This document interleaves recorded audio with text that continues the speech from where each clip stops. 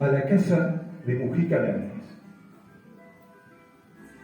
Sombras que pasean en el jardín olvidado, de senderos cubiertos con hojas marchitas y muertas, como las sombras que se enseñorean sobre el jardín del crepúsculo. Sombras que recorren los senderos buscando una vida que se ha marchado, que ya no tendrán. La sala de fumar, hastiada de fetiches, de esculturas de razas desaparecidas, de ceniceros de bronce, de rostros, de muecas groseras, se sacuden su modorra de siglos cuando el sol huye de las ventanas, cuando la penumbra se funde en el espíritu de la casa.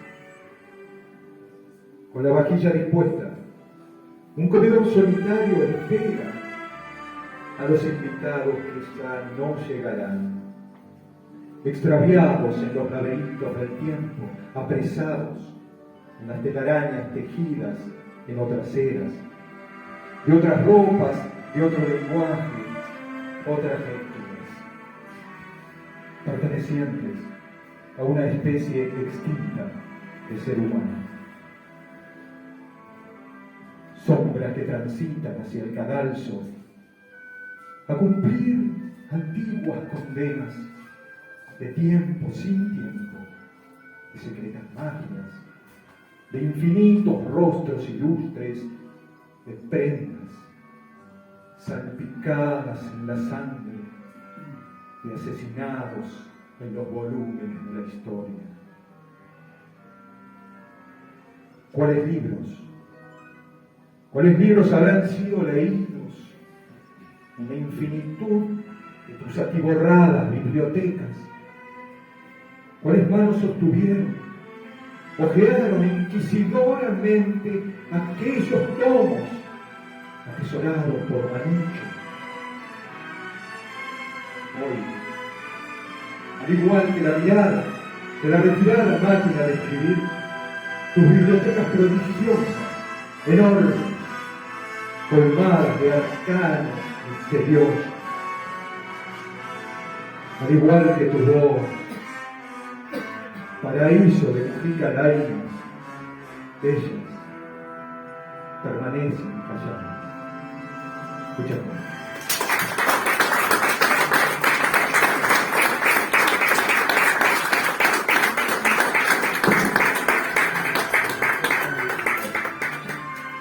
La canción que suena de fondo es de Tchaikovsky, Paz de Deus se llama. Es una obra que él compuso cuando se enteró que su hermana Alexandra había muerto y él volvía en el tren. Y mientras llegaba a Rusia, él imaginaba qué canción podía bailar con su hermana si estuviese viva. Compuso esta maravillosa pieza, Paz de Deus. Muchas gracias.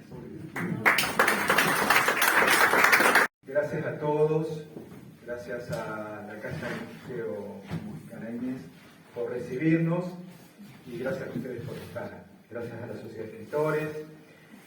En unos años atrás yo escribí un poema que se llama justamente A la Casa de Mujica Lainez, a esta casa, y que resultó después de una visita que hice con mi señora Claudia. Vinimos a visitarlo un día que tuvimos tiempo, dejamos a los chicos en la escuela y nos vinimos. Muchas veces habíamos venido y estaba cerrado, no podíamos. Esta vez se dio y lo visitamos. Y realmente hemos quedado muy impresionados primero por la arquitectura, por las cosas que podemos ver acá, pero especialmente había algo que estaba dando vueltas acá. Cuando llegué a casa, yo me quedé con una sensación extraña que no sabía a qué se debía. Y esa misma noche, después de cenar, me fui a la computadora y salió el poema que les voy a leer. Y evidentemente después me sentí mucho mejor y entonces me di cuenta que eso era una especie de energía que había acá, en esta casa, en las salas, en la biblioteca. Yo creo que todos, o la mayoría de ustedes lo han visitado. y se siente, hay una energía acá. Yo lo atribuyo a ciertas formas de energía que han quedado de tantos intelectuales, tantos artistas que han pasado por acá, tantas cosas que tal vez se han gestado en esta casa. Voy a leerles el poema, pero antes de eso, quería contarles, yo tengo un amigo, escritor que se llama José Luis Tomás, que algunos lo conocen, y él estuvo en esta casa en su juventud, en la época del 80. Entonces le pregunté, decime algo, contame algo que yo pueda contar, alguna primicia.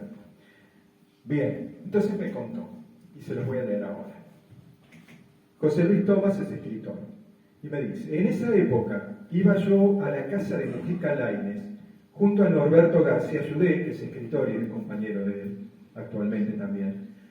Iban él, el Norberto, Oscar Hermes Villordo, que era un escritor y periodista que escribió la biografía Manucho, una vida de Mujica Lainez, en 1991. Y también venían con Jorge Cruz, que era el director del suplemento literario del diario La Nación, y que también escribió él una biografía de Mujica Lainez llamada Genio y figura de Mujica Lainez. Sigue. En esa casa nos rodeaba el núcleo cultural de aquella época. Manucho era un tipo amoroso, muy amable, brillante, era un tipo muy picante, decía, muy mordaz, lleno de ironía. Era también muy florido al hablar, y para nosotros era un placer escucharlo, tanto que había que callarse y dejarlo hablar. Para darte una idea de cómo era, lo puedo comparar con China Zorrilla cuando contaba sus anécdotas de la vida. Y cuando lo escuchábamos, a veces uno se quedaba en un tránsito entre la realidad y la fantasía. No se podía distinguir bien si lo que contaba era real y lo estaba recreando, o si lo estaba creando en ese mismo momento. Pero al escucharlo era imperdible. Manucho le prologó el primer libro de poemas a Norberto, cuando Norberto era muy jovencito y aún estaba transitando por el Teatro Independiente, dirigido por Onofre Lovero, el gran director y actor nacional, que era esposo de la recordada Aide Padilla, la Chona. Y volviendo a la historia, el jovencito Norberto se atrevió a pedirle a Manucho que le prologara el libro. Y dice que el viejo fue divino con él, y se lo prologó. Y eso que a Manucho no todo el mundo le caía bien. Con algunos, dice José Luis, podía ser muy jodido. Pero si le caías bien, él era muy generoso y muy amable. Las veces que tuvimos en su casa, siempre fue muy grato compartir las cenas y las charlas con él. Junto a Norberto tenemos los mejores recuerdos de él. Era un placer escucharlo hablar, con esa capacidad que tenía para narrar, para imaginar, construir. Te hacía vivir una realidad de una manera muy especial. Sobre todo, tenía una gran picardía y tenías que estar muy atento. Y quiere contar una anécdota. Pero antes de contarles las anécdotas, porque esta anécdota trata de un libro que se llama La brasa en la mano. Es un libro de Oscar Hermes Villordo que salió en 1983. Y les voy a contar una crítica que hizo un periodista y otro escritor también de este libro para que vean y tomen dimensión de la anécdota que va a contar. Dice esta crítica: cuando en 1983 apareció La brasa en la mano, Villordo se fue convirtiendo en un personaje público. Salía asiduamente por televisión y daba entrevistas hablando abiertamente sobre su homosexualidad. El libro llegó a sobrepasar los 60.000 ejemplares en los días de la incipiente democracia. Como parte del destape en cierne, era bastante elocuente. El relato es una fabulosa cartografía de la sexualidad más o menos clandestina de los años 50 en la ciudad de Buenos Aires, con sus prototipos, códigos y enclaves, los soldados, los señores con plata, las plazas y el suburbio con sus ranchos al descampado, la sexualidad del proletariado urbano y suburbano, y los lugares más secretos de mezcla social como los bares portuarios y las paradas de los camioneros. Cuando Villordo puso este libro sobre la mesa, inexorablemente pateó el tablero. Rasgó el velo de su propia literatura, más elusiva y más amable hasta entonces, y cruzó la línea del tratamiento sesgado y estetizante que se le había otorgado a la homosexualidad en los círculos de alta literatura, de los que él mismo se alimentaba. Los desmayados pupilos de Bianco, los lánguidos efebos de Mujica Lainez, se desintegraban literalmente en manos de los personajes de Villoro.